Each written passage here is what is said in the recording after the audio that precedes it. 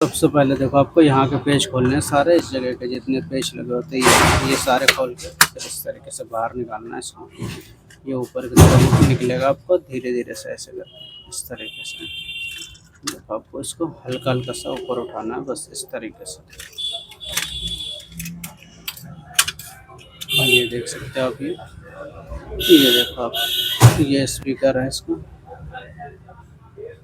देख सकते हो आप। ये सब गिरने की वजह से क्या हुआ, यहाँ से बबल निकलता है इस जगह से। देखो यहाँ से होते हुए आता है इस तरीके से, यहाँ से बाहर, यहाँ से पंखा की एयर आती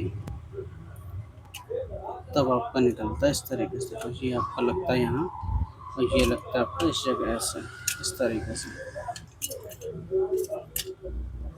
ये आपका यहाँ से आता है वायर इसके अंदर यहाँ पे स्पीकर में, और ये है इसका बोर्ड है। देखो आप, यहीं से कंट्रोल होता है सारा, इस छोटे से बोर्ड से यहीं से इसका स्पीकर भी बजता है। ये आपका यहाँ पे लगता है इसका, यहाँ इस जगह पे ऐसे करके इस पॉइंट पे।